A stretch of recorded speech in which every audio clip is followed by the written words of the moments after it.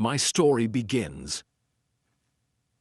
In 1825, I was 10 years old. My father and mother were dead. I lived with my aunt and uncle, Mr. and Mrs. Reed. Their house was called Gateshead Hall. The house was in Yorkshire in the north of England. My aunt and uncle Reed had two children, a boy, John, and a girl, Eliza. I liked my uncle Reed and he liked me. But in 1825, my uncle died. After that, I was very unhappy. My Aunt Reed did not like me, and John and Eliza were unkind to me. It was a cold, rainy day in December. All of us were in the house. I wanted to be alone. I wanted to read. I opened a book. Then I heard my cousin John's voice. Jane. Jane Eyre, where are you? John shouted.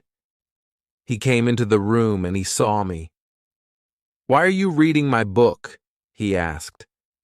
Give it to me. John took the book. He hit my head with it.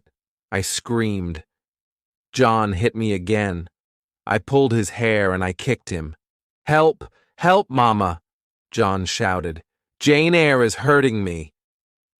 Aunt Reed ran into the room. She pulled me away from John. John hit me with a book, I said. I hate him, and I hate you too. You are a bad girl, Jane, my aunt said. Why do you hate me? You don't like me, I replied. John and Eliza are unkind to me. I want to leave Gateshead Hall. You want to leave? Aunt Reed said. Where will you go? Your parents are dead. You cannot live alone. Aunt Reed thought for a moment. My friend, Mr. Brocklehurst, is the owner of a school, she said. I will send you to Mr. Brocklehurst's school. A few days later, Mr. Brocklehurst came to Gateshead Hall. He was a very tall man. His eyes were dark, and his face was cruel. Jane Eyre, he said to me, God does not like bad children. God punishes bad children, Jane Eyre. God will punish John Reed, I replied. John Reed hits me and he shouts at me. That is not true. You are a liar, Jane Eyre, Mr. Brocklehurst said. You must not tell lies, and you must not live here with your cousins. You will come to Lowood School. You will become a good girl. I want to come to your school, sir, I said. I want to leave this house. Bad girls are punished at my school, Jane Eyre, Mr. Brocklehurst said. The girls work very hard at Lowood. I will work hard. I will be a good pupil, Mr. Brocklehurst, I said. 2 weeks later, I left Gateshead Hall. I went to Lowood School. Chapter 2. Lowood School. It was the month of January.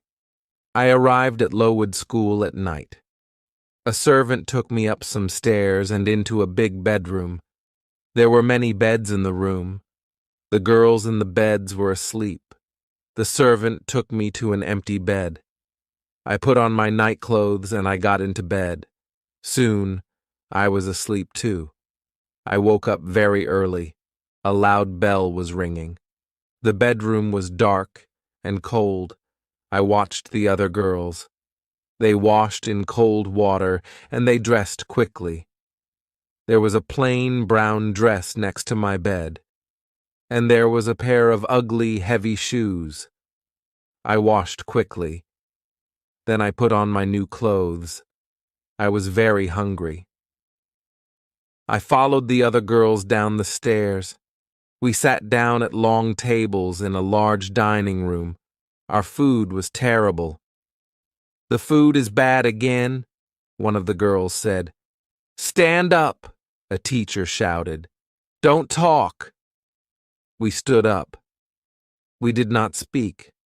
We walked into a big schoolroom and we sat down. There were about 80 girls in the schoolroom, and there were 4 classes. The oldest girls were in the 4th class. I was in the 1st class. 4 teachers came into the room and we began our lessons. The lessons were not interesting. First, we read some pages in a book. Then our teacher asked us questions about those pages. After 4 hours, we went outside. It was very cold. Very soon, a bell rang. Lessons started again. 3 weeks passed. One afternoon, the head teacher came into the schoolroom. The head teacher's name was Miss Temple.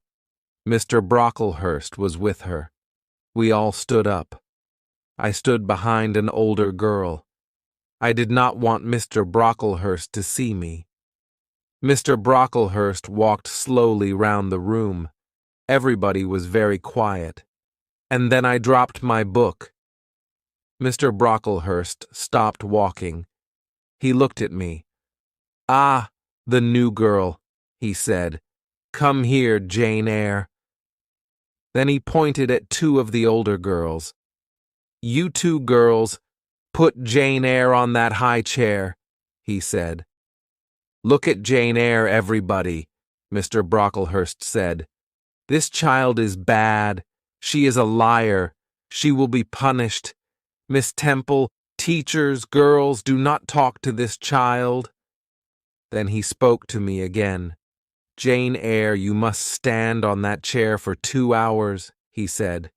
"You are a bad girl." That evening, I cried and cried, but Miss Temple was kind to me. "You are a good pupil, Jane," she said, "and you are not a bad girl. I am your friend, Jane." "Thank you, Miss Temple," I said. Lowood School was in an unhealthy place. The buildings were wet and cold. Mr. Brocklehurst owned the school. He was a rich man, but he did not buy warm clothes for us, and he did not buy good food for us. Everybody hated him. In the spring, many of the girls became sick. Some of them left the school. They never came back. Many of the girls died. That spring was a terrible time. We had no lessons. Miss Temple and the other teachers took care of the sick pupils. Mr. Brocklehurst had to buy better food for us, and he had to buy warm clothes for us. Mr. Brocklehurst never came to the school. The next year, Lowood School moved to a better place. It was a healthier place. There were new schoolrooms, new bedrooms, and a new dining room. The new buildings were bright and clean. The teachers were happy. After that, I was happy at Lowood School too. I was a pupil at Lowood School for 6 years. Then I became a teacher. I was a teacher at the school for 2 years, but I never returned to Gateshead Hall, and the Reeds never wrote to me. Chapter 3. Thornfield Hall. In 1833, I was 18 years old. In the summer, Miss Temple left Lowood School. She got married. I wanted to leave Lowood too. I wanted a new life. I will be a governess, I thought. I put an advertisement in a newspaper. I had a reply to my advertisement. The reply was from Mr. Fairfax of Thornfield Hall, near Millcote. Millcote was about 70 miles from Lowood School. Mr. Fairfax wanted a governess for a little girl. I wrote to Mr. Fairfax immediately. I was going to be a governess at Thornfield Hall. I traveled to Millcote in a coach. At Millcote, a servant met me. He took me to Thornfield Hall. At Thornfield Hall, another servant opened the door. She was smiling. She took me into a small, warm room. A lady was in the room. She was sitting by the fire. Are you Mr. Fairfax? I asked her. Yes, my dear, she said. And you are Miss Eyre. Are you cold? Sit by the fire, Miss Eyre. A servant will bring you some food.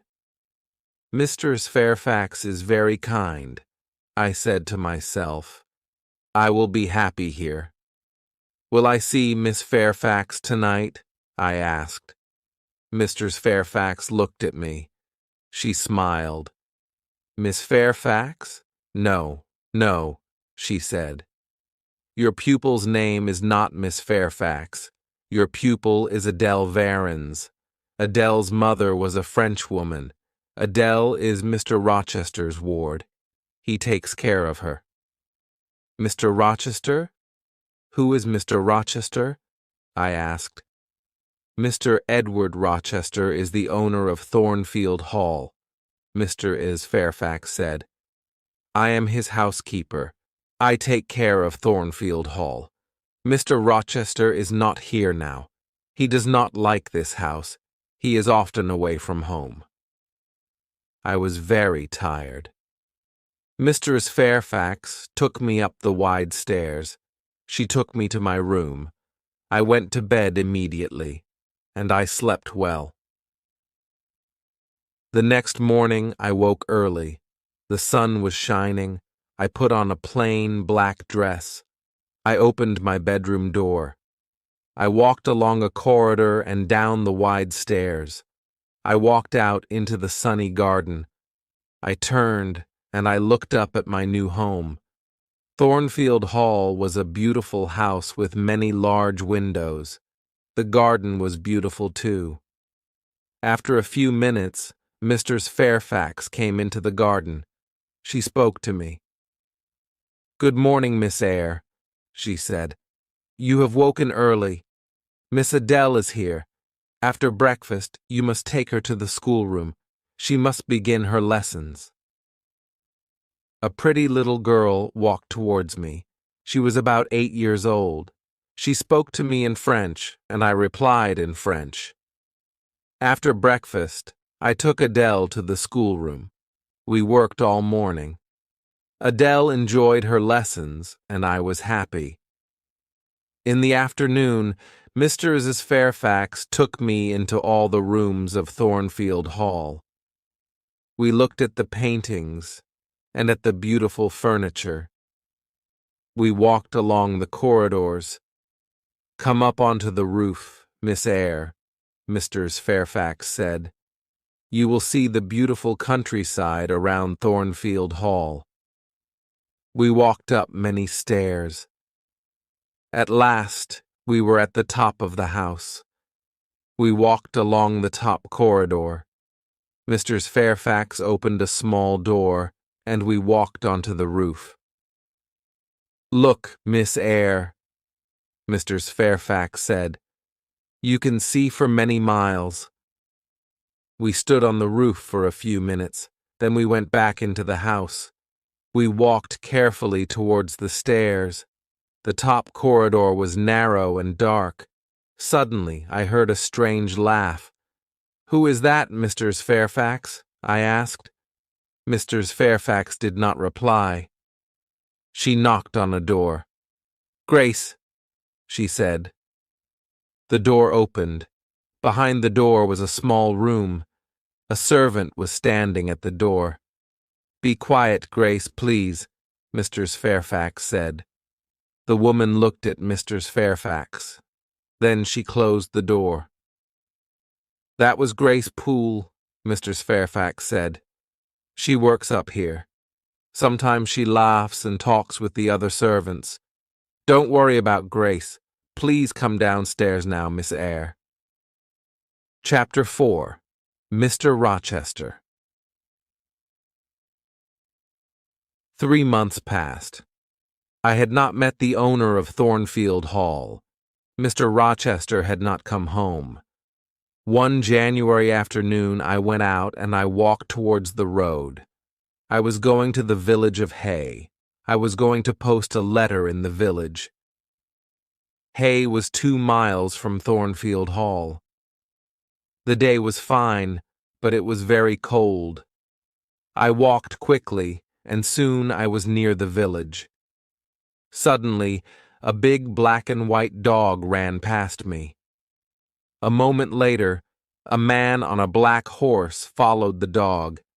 Then I heard an angry shout. The dog ran past me again. It was barking loudly. I turned round. The horse had fallen on the icy ground, and the man had fallen from the horse, walked towards them. "Can I help you, sir?" I asked. "My horse fell. I've hurt my foot," the man said. The horse stood up. The man tried to stand up too, but he could not stand. He fell onto the ground again. The man was about 35 years old. He was not handsome, but he had a strong face. He had dark eyes and black hair. He was not very tall, but his body was powerful. "I'll bring somebody from Thornfield Hall," I said. "Do you live at Thornfield?" the man asked. "I am the governess," I replied. "Ah, yes, the governess," the man said. "Help me, please." The man stood up very slowly, and he put his hand on my shoulder. He walked slowly towards his horse. I helped him. He pulled himself onto the horse. "Thank you." "Now go home quickly," the man said, and he rode away. I walked on to the village and I posted my letter. Then I returned to Thornfield Hall. Bright lights were shining in the big house. I went inside. A big black and white dog walked towards me. It came from the dining room. I had seen the dog before. "Whose dog is that?" I asked a servant. "It's Mr. Rochester's dog," the servant replied. "Mr. Rochester has come home, but he has hurt his foot. His horse fell on some ice." I smiled. The owner of Thornfield Hall had returned, but I did not see Mr. Rochester again that day. I saw Mr. Rochester the next day. He sent for me in the evening. I put on a clean dress. I brushed my hair carefully. Mr. Rochester was in the large sitting room. He was sitting in a big chair. His right foot was on a small chair. Misters Fairfax and Adele were sitting with him. "Sit by the fire, Miss Eyre," he said. "Where have you come from?" "From Lowood School," I replied. "I was there for 8 years." "8 years," Mr. Rochester said. "That is a long time. Who are your parents?" "I have no parents, sir," I answered. "They are dead." "But where is your home, Miss Eyre?" Mr. Rochester asked. "I have no home, sir. I have no family," I said. "Why did you come to Thornfield Hall?" Mr. Rochester asked. "I wanted to leave Lowood, sir," I replied. "I put an advertisement in a newspaper. Misters Fairfax replied to my advertisement." "Yes, I did," Misters Fairfax said. "Miss Eyre is a good teacher, Mr. Rochester." Mr. Rochester smiled for the first time. "You are very young, Miss Eyre," he said. "I am 18, sir," I replied. Mr. Rochester smiled again. He did not ask me more questions. After that evening I did not see Mr. Rochester for a few days. Then, one night, he sent for me again. "Sit near me, Miss Eyre," he said. "Mr. Fairfax will talk to Adele." I sat down quietly, but I did not speak. The fire was very bright. I saw Mr. Rochester's face clearly. I saw his large, dark eyes. He was smiling. He was happy. After a minute, Mr. Rochester spoke.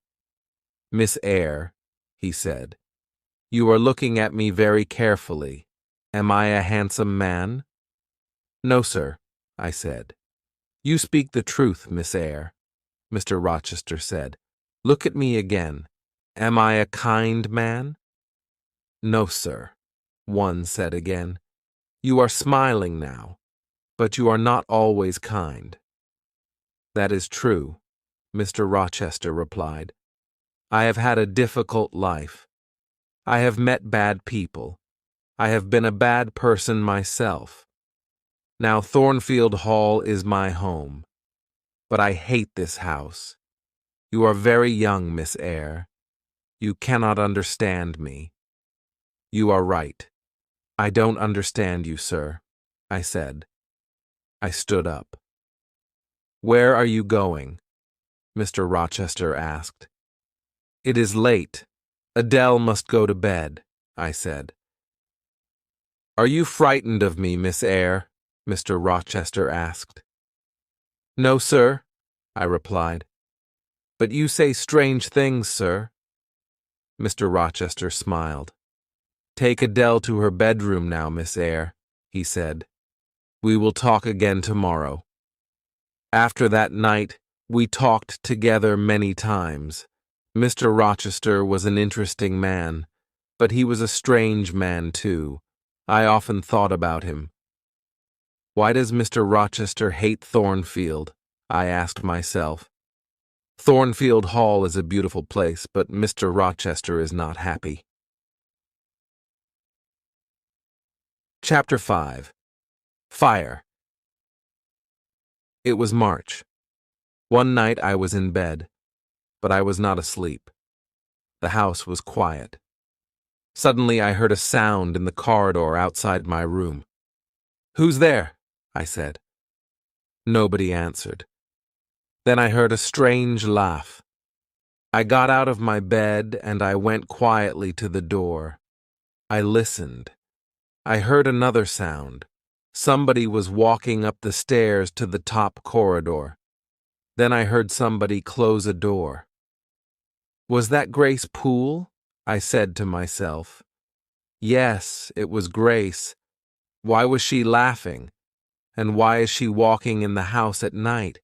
Is she mad? I must tell Mistress Fairfax about this. One will speak to her now. I put on some clothes and I opened the door. There was a candle on the floor outside my room. The candle was burning. There was thick smoke in the corridor. I went into the corridor. I looked around me. The door of Mr. Rochester's bedroom was open, and the smoke was coming from Mr. Rochester's room. I ran into the room. Wake up, sir. What happened, Jane? There was a fire, sir. Grace Poole tried to kill you. I sat in a chair by the window. Time passed. At last, Mr. Rochester returned. Please don't worry, Jane, he said. Grace Poole is a strange woman, but she won't hurt anybody tonight. I stood up. Good night, sir, I said. Mr. Rochester held my hand. He looked at me, and he smiled. Thank you, my dear friend, he said. You saved my life tonight, Jane. Good night, sir, I said again. I went back to my bed. I was very tired, but at first I could not sleep. Suddenly I understood something. I loved Mr. Rochester. He had smiled at me. He had held my hand. Did he love me? I did not know. But I thought about Mr. Rochester for a long time. I did not see Mr. Rochester the next day. He did not send for me. In the evening, I went down to Mr. Fairfax's sitting room. The housekeeper was looking out of the window. The weather has been good today, Mr. Fairfax said. Mr. Rochester had a good day for his journey. His journey? Where has he gone? I asked. I was surprised. He has gone to Ingram Park, Mr. Fairfax replied. Mr. Rochester will stay there for a week or more. He has many friends. All his friends will be at Ingram Park this week. Will there be any ladies at Ingram Park? One asked. Yes, Mr. Fairfax said. There will be many ladies there. Miss Blanche Ingram will be there. Mr. Rochester has known her for many years. Is Miss Ingram beautiful? I asked. She is very beautiful, Mr. Fairfax said. Will Mr. Rochester marry her? I asked. Mr. Fairfax smiled. I don't know, Miss Eyre, she replied. I don't know. I was very unhappy. I went up to my bedroom. I looked in my mirror. Jane Eyre, I said to myself, you are not pretty, and you are poor.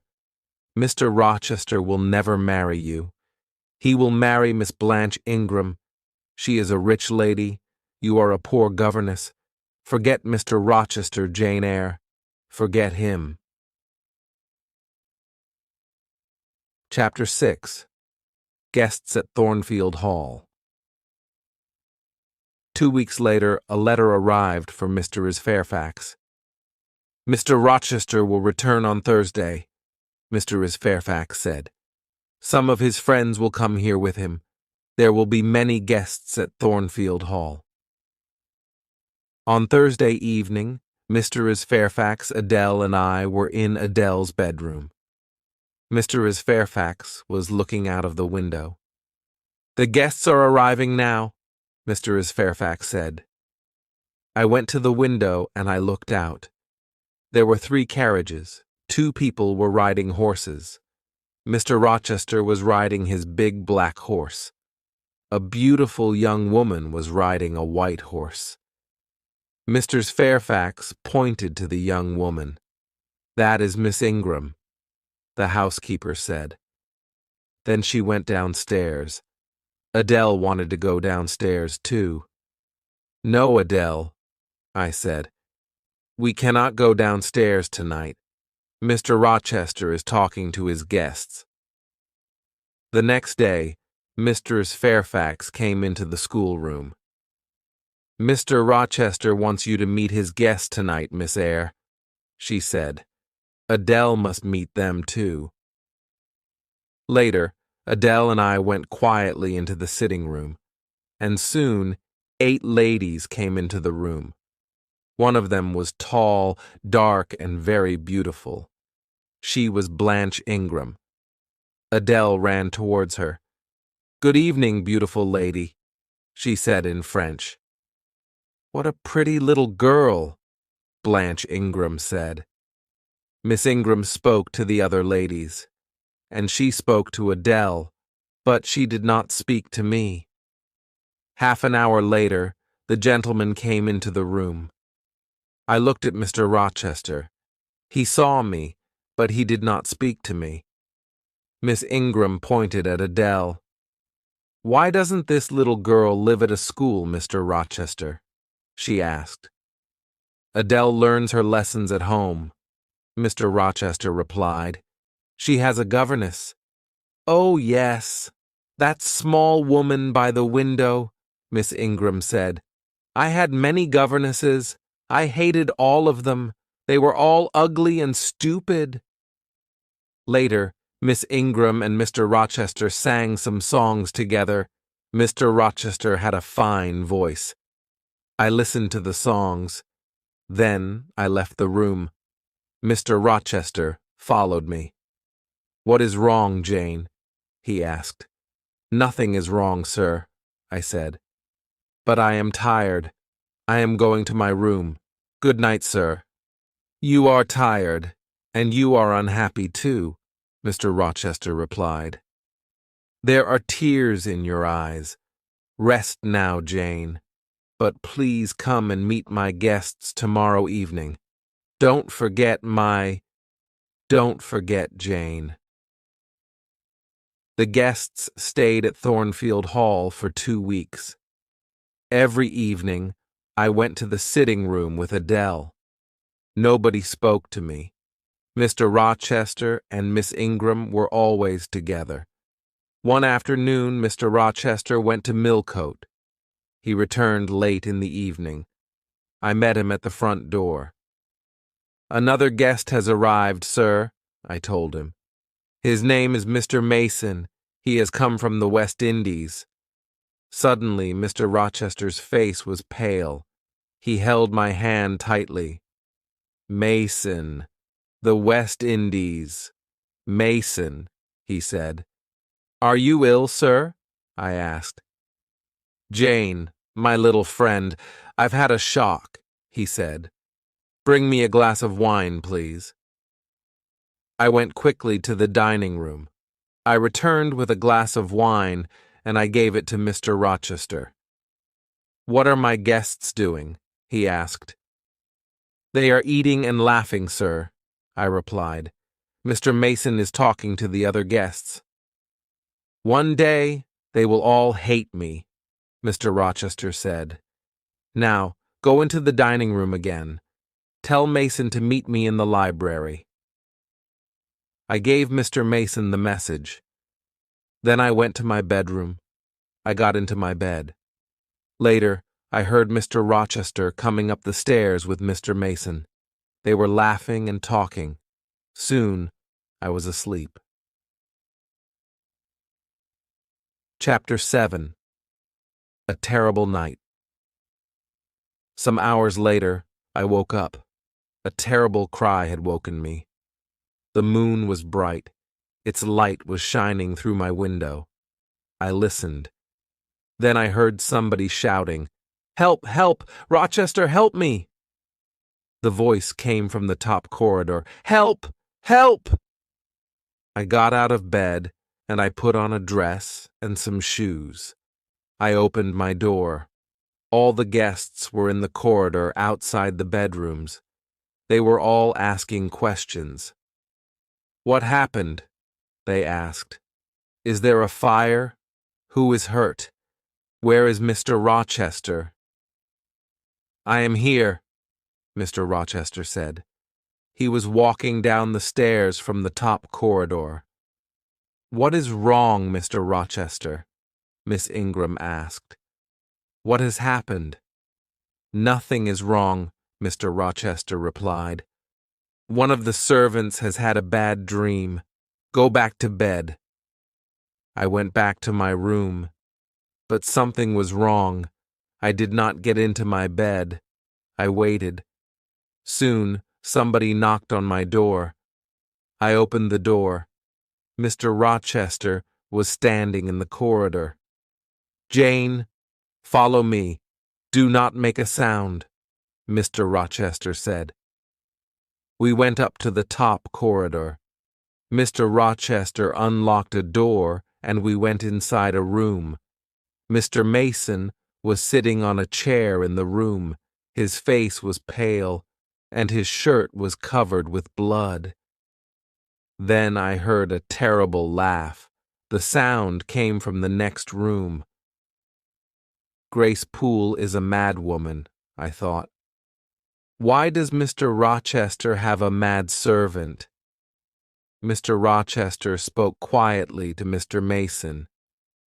"I am going to bring a doctor, Richard," he said. Then he spoke to me. "Stay here, Jane. Wash Mr. Mason's arm, but do not speak to him." Mr. Rochester left the room. I washed Mr. Mason's arm. We waited for Mr. Rochester and the doctor. Mr. Mason did not speak to me, and I did not speak to him. After 2 hours, Mr. Rochester returned. The doctor was with him. The doctor looked at Mr. Mason's arm. "She bit me," Mr. Mason said. "I came up here. I wanted to see her. I wanted to help her, but she bit me." "Be quiet now, Richard," Mr. Rochester said quickly. The doctor put a bandage on Mr. Mason's arm. Mr. Rochester put Mr. Mason's coat round the injured man's shoulders. Then he spoke to me again. "Run downstairs, Jane. Unlock the small door at the side of the house, he said. We will follow you. I went quickly downstairs and I opened the door. Outside the door, a servant was waiting with a carriage. Mr. Mason and the doctor came out of the house. They got into the carriage. Then Mr. Rochester came out of the house too. Mr. Mason spoke to him through the window of the carriage. Help her. Be kind to her, Rochester, he said. Yes, I will, Mason, Mr. Rochester said. The servant drove the carriage away. Will you walk in the garden with me, Jane? Mr. Rochester asked. I do not want to sleep now. Yes, I will, sir, I said. Soon it was morning. The birds were beginning to sing. The flowers had a sweet smell. It has been a strange night, Jane, Mr. Rochester said. Were you frightened? I am frightened of Grace Poole, I said. She will hurt you one day. I am stronger than she is. She will not hurt me, Mr. Rochester said. He looked at me for a few moments. Are you my friend, Jane? He asked me. Yes, sir. I will be your friend forever, one replied. Thank you, my dear, Mr. Rochester said. I have made mistakes. Now, I want to be happy. That is not wrong, is it, Jane? He stopped speaking for a minute. Then he said, Go into the house. I'll talk to you tomorrow. But the next day, I had a letter from Gateshead Hall, my Aunt Reed's house. The letter was from my cousin Eliza. I started the journey to my Aunt Reed's house immediately. I arrived there the next day. My Aunt Reed was very, very ill. She could not move, and she did not speak to me. I wanted to return to Thornfield Hall. I wanted to see Mr. Rochester. But Eliza wanted me to stay at Gateshead Hall. After 3 weeks, my aunt spoke to me at last. She spoke very slowly. Are you Jane Eyre? She asked. Yes, Aunt Reed. I am Jane Eyre, I replied. There is a letter for you, Aunt Reed said. It is in my desk. Call Eliza, please. She will get the letter. Eliza came into the room. She opened the desk, and she gave me a letter. Read the letter, Jane, my aunt said. The letter had come from Madeira, but it was 3 years old. I answered that letter, Aunt Reed said. I hated you, Jane. I did not want you to have your uncle's money. I wrote to John Eyre. I wrote, Jane Eyre is dead. She died at Lowood School. I am sorry, Jane, I was wrong. Mr. Reed died that night.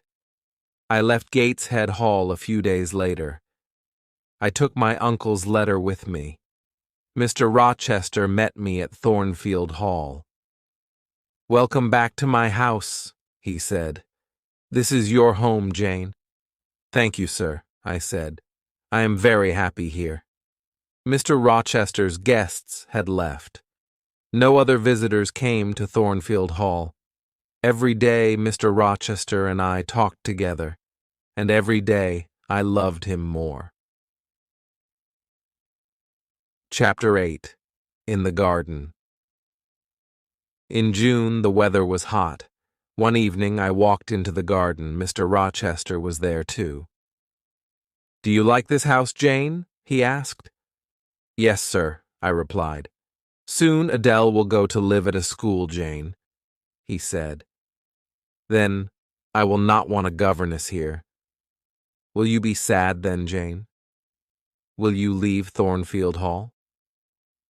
Leave? I said quickly. Must I leave Thornfield? My dear. Mr. Rochester stopped. He was silent for a moment. Then he said, I am going to be married soon. Oh, sir, I said. Then I must go far away from Thornfield, far away from you, sir. I started to cry. I will always remember you, Jane, Mr. Rochester said. Will you forget me? No, sir, I replied. I will never forget you. I don't want to leave Thornfield, sir. Don't want to leave you. Don't leave, Jane, Mr. Rochester said. Stay here. He smiled at me. I must not stay here, sir, I said. You are going to marry Miss Ingram. I am poor. I do not have a pretty face, but I have a heart. It is a loving heart, sir. Jane, I am not going to marry Miss Ingram, Mr. Rochester said. She is rich. She is beautiful. You are poor. You are not beautiful. But I want to marry you. Will you marry me, Jane? For a moment I could not speak. At last I asked, Do you love me, sir? I do, he replied. Then, sir, I will marry you, I said, and Mr. Rochester kissed me. My dearest Jane, he said, nothing can stop our marriage now. We will be married in a month, Jane. We kissed again. Then I said good night, and I went into the house. I went upstairs to my room. Later, I remembered my Uncle John Eyre's letter. I will write to him in Madeira, I said to myself. I will tell him about my marriage to Mr. Rochester. I am very happy. My uncle will be happy too. 4 weeks passed. Mr. Rochester was going to buy me many beautiful things. He was going to give me many presents, but I did not want these things. No, Edward, I said. I am not beautiful. I don't want beautiful things. I want you, Edward. It was the month of July. 2 days before our wedding day, Mr. Rochester went away. I will return tomorrow, he said. I love you, Jane. That night, I went to my bedroom early. My wedding dress and my wedding veil were in my room. I looked at them. In 2 days, I will be Jane Rochester, I said to myself. Then I went to bed. But I did not sleep well.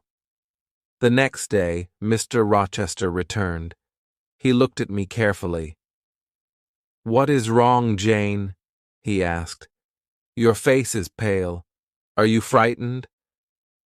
I had a very strange dream last night, I said. It was a dream about this house, but in my dream, Thornfield Hall had no roof. The walls were burnt. They were black. In my dream, I tried to find you, but you were not in the house. Are you afraid of a dream, Jane? Mr. Rochester asked. No, Edward, I replied, but I woke up from my dream. There was a woman in my room. She was tall and heavy. She had long black hair. The woman was holding a candle, I said. She put the candle by my mirror. She put my wedding veil over her head and she looked in the mirror. Then I saw her face. It was a strange, terrible face, Edward, I said. Suddenly, the woman tore my veil into 2 pieces. She threw the pieces on the floor. What happened next? Mr. Rochester asked. The woman held her candle near my face, I replied.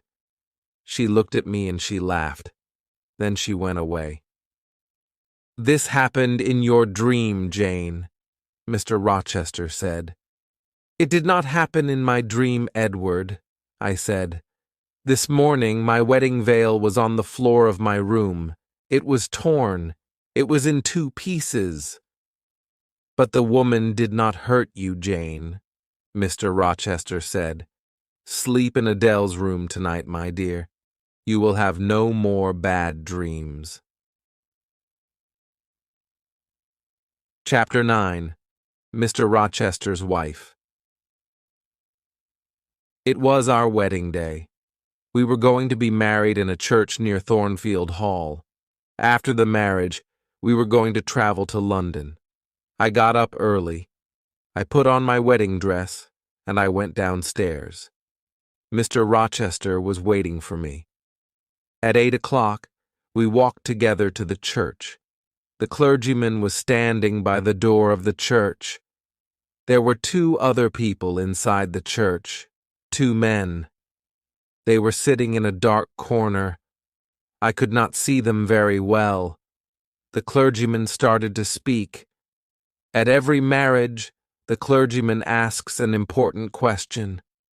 He asks the people in the church, "Is there a problem about this marriage?" The clergyman spoke loudly. He asked this question, and he waited. There was silence for a moment, and then one of the men in the dark corner stood up. He spoke loudly. "There is a problem. These 2 people must not be married," he said. "There is not a problem," Mr. Rochester said to the clergyman. "Please go on with the marriage."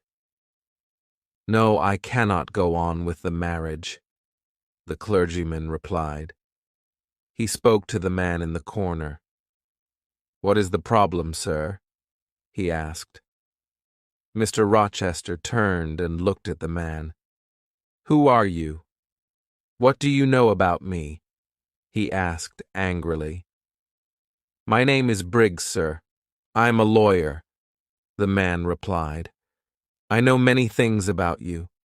15 years ago, you were married in the West Indies. Your wife's name is Bertha Mason. She is alive. She lives at Thornfield Hall." "How do you know that?" Mr. Rochester shouted. The other man in the dark corner stood up. He walked towards us. It was Richard Mason. "Bertha Mason is my sister," he said. "I saw her at Thornfield Hall in April." Mr. Rochester's face was pale. For a minute he was silent. Then he spoke quietly. "It is true," he said. "My wife is living at Thornfield Hall. She is mad. Come to the house, all of you. Come and see Mr. Rochester. Come and see the mad woman." We all left the church. Nobody spoke. At Thornfield, Mrs. Fairfax and Adele were waiting for us. They were smiling happily. "Nobody will be happy today," Mr. Rochester said. "We are not married." Briggs, Mr. Mason, the clergyman, and I followed Mr. Rochester. We followed him up the stairs. He took us to the top corridor. He unlocked a door, and we went into a small room. I had seen this room before. We walked through the room to another door. Mr. Rochester unlocked this door, and we saw a larger room. Grace Poole was sitting in the room, but another woman was there too. She was tall and heavy. Her dark hair was in front of her face. The woman turned and looked at us. I knew that terrible, mad face. I had seen it in my bedroom 2 nights before. The mad woman saw Mr. Rochester. She screamed and she ran towards him. "Be careful, sir," Grace Poole said. The mad woman was very strong. She screamed and she hit Mr. Rochester, but Mr. Rochester held her arms. "This woman is my wife," Mr. Rochester said angrily. "I wanted to forget about her. I wanted to marry this young girl, Jane Eyre. Was I wrong?" He was silent for a few moments. Then he spoke quietly. "Yes, I was wrong," he said. "I love Jane Eyre, but I was wrong. Now go, all of you. I must take care of my mad wife." I went slowly downstairs. Mr. Briggs, the lawyer, spoke to me. "I am sorry for you, Miss Eyre," he said. "You did nothing wrong. Your uncle, John Eyre, is sorry for you too. He read your letter, and then he met Richard Mason in Madeira. Your uncle is dying, Miss Eyre. He could not come to England. He sent me here. He wanted me to stop this marriage. I did not answer. I went to my room and I locked the door. I took off my wedding dress. I put on a plain black dress. I lay down on my bed. I am Jane Eyre today, I thought. I will be Jane Eyre tomorrow. I will never be Jane Rochester. I must leave Thornfield Hall. I must never see Mr. Rochester again. My life here is finished. Many hours later, I got off the bed. I unlocked my door. Mr. Rochester was waiting outside my room. You are unhappy, Jane, he said. I am very, very sorry. Jane, we will leave Thornfield. We will go to another country. We will be happy again. I cannot be your wife. I cannot live with you, I said. I must leave you, Edward. Listen, Jane, Mr. Rochester said. My father wanted me to marry Bertha Mason. Her family was very rich. I married her. My father was happy, but I was not happy. Bertha was mad, and she was a bad woman. Nobody told me about her. She was married to me, but she met other men. She was drunk every day. She tried to kill me many times. After 4 years, I brought Bertha here to Thornfield Hall, Mr. Rochester said. Then went away. Grace Poole took care of Bertha. I met other women. One of them was a French singer. She was Adele's mother. Adele is my daughter, Jane. But I did not love the French singer. I did not love anybody. I came home to Thornfield Hall. Then you came here and I loved you. I will always love you. Please stay with me, Jane.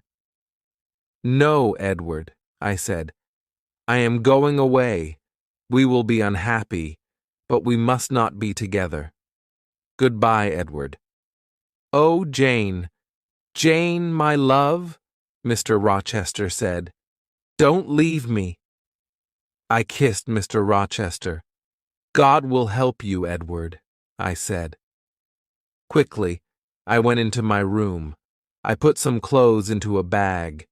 Later, I heard Mr. Rochester go into his room.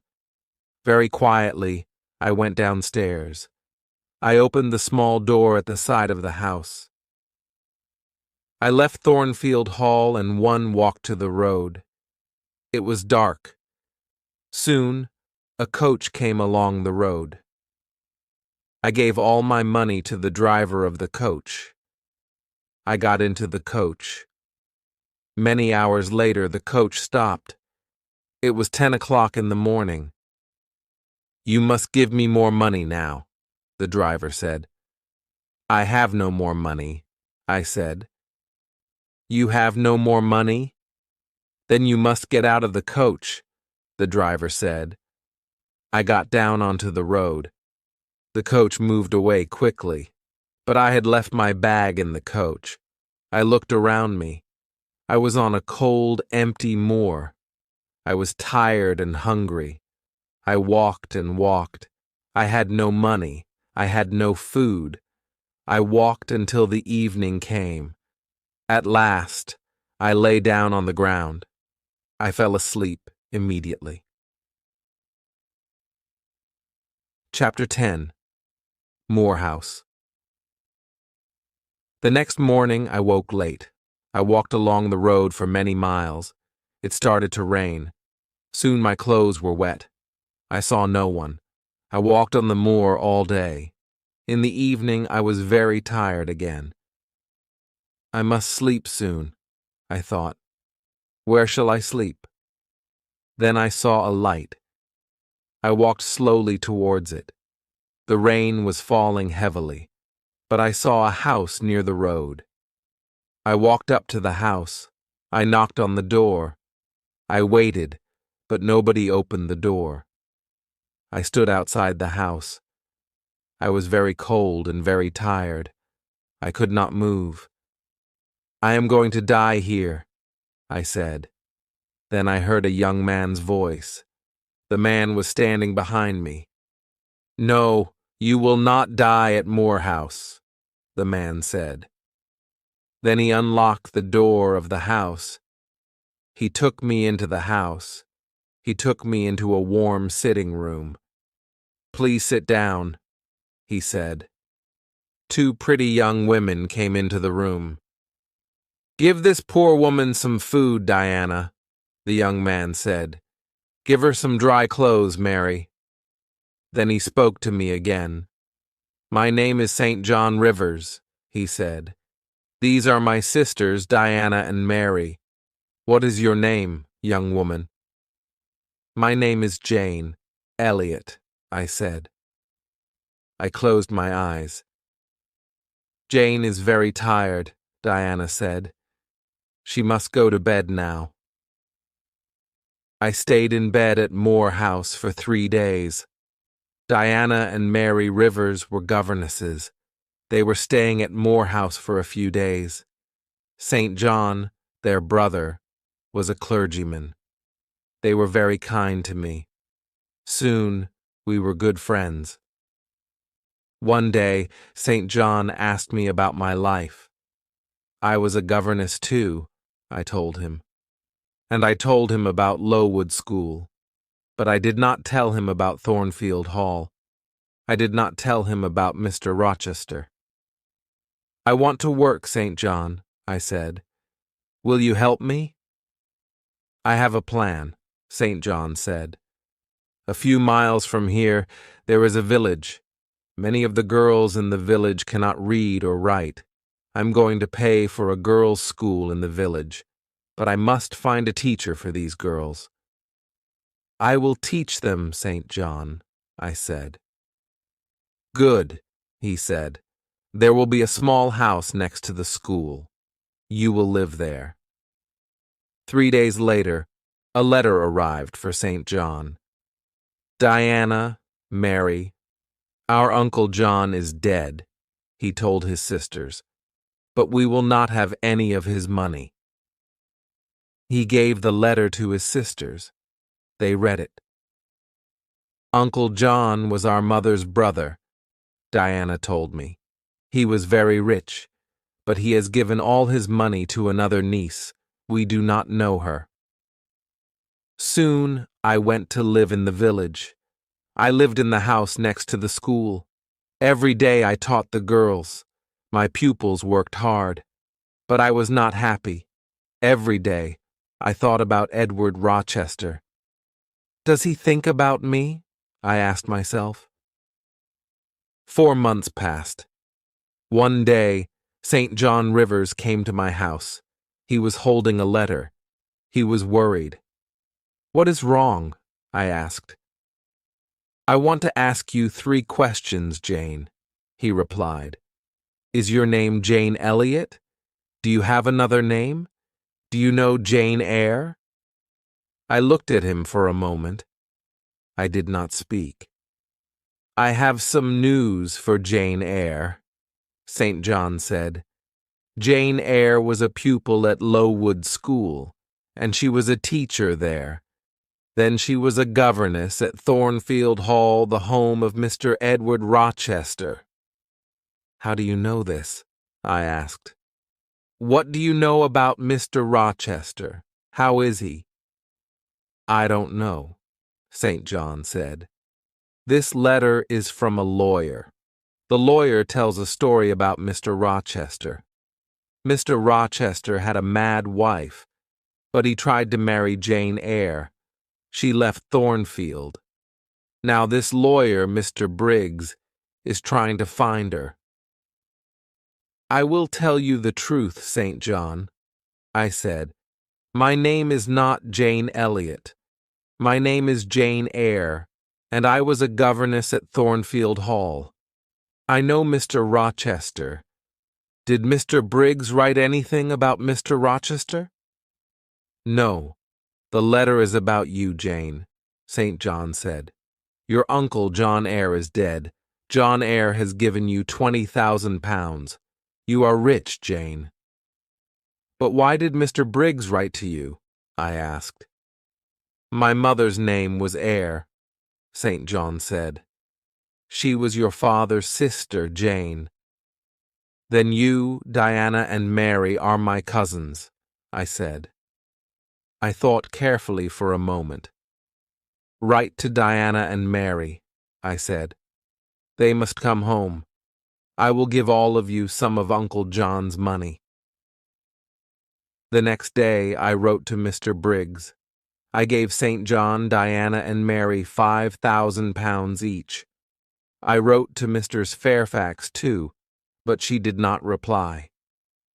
6 months passed. I heard nothing from Thornfield Hall. I heard nothing about Mr. Rochester. Then, one day, I was walking on the moor. Suddenly I heard a voice. There was nobody on the moor, but the voice was calling my name. Jane, Jane, Jane. That is Mr. Rochester's voice, I said to myself. Then I shouted, I am coming, Edward, I am coming. I ran to Moor House. I spoke to my cousins. I am going to Thornfield Hall tomorrow, I told them. I began my journey the next day. Chapter 11. My story ends. 2 days later, I got out of a coach. I was standing on the road near Thornfield Hall. I ran across the fields. Was Mr. Rochester at Thornfield? Was he ill? And then I saw the house. The house had no roof. Its walls were burnt and black. Nobody was living there. I looked at the burnt black house. I had seen this before. I had seen it in a dream. I was frightened. Where was Edward Rochester? I went to the village of Hay. I asked about Thornfield Hall. I asked about Mr. Rochester. 3 months ago there was a fire at Thornfield Hall, a man told me. The mad woman burnt the house. She was Mr. Rochester's wife. Was Mr. Rochester in the house? I asked. Yes, he was there, the man replied. He tried to save his wife's life. He went into the burning house. But the mad woman jumped from the roof. She died. Was Mr. Rochester hurt? I asked quickly. Yes, he was badly hurt, the man said. He is blind, he can't see, and he has only one hand. Where is he? One asked. Where is he? He is living at Ferndean. It is an old house, about 30 miles away, the man said. Do you have a carriage? I asked. I must go to Ferndean immediately. I got out of the carriage near Ferndean. I walked to the house. I knocked on the door. A servant opened it. I knew her. Oh, Miss Eyre, you have come, she said. Mr. Rochester has been calling your name. A bell rang in another room. That is Mr. Rochester's bell, the woman said. He wants some candles. There were 2 candles on a table near the door. The woman lit them, and she picked them up. Mr. Rochester is blind, but he always burns candles in his room in the evenings, she said. Give the candles to me, I said. I'll take them to him. I opened the door of Mr. Rochester's room. His black and white dog was sitting by the fire. The dog jumped up and ran towards me. Who is there? Mr. Rochester said. Don't you know me, Edward? I asked. Your dog knows me. I put the candles on a table. I held Mr. Rochester's hand. I know that voice, and I know this little hand, Mr. Rochester said. Is that you, Jane? Yes, sir, I have found you at last, I said. I will never leave you again. Then I told Mr. Rochester my story. "Why did you leave your cousins, Jane?" Mr. Rochester asked. "Why did you come back to me? I am blind. I have only one hand." "I will take care of you, Edward," I said. "But I don't want a servant," Mr. Rochester replied. "I want a wife." "You will have a wife, Edward," I said. "I will be your wife. I will marry you.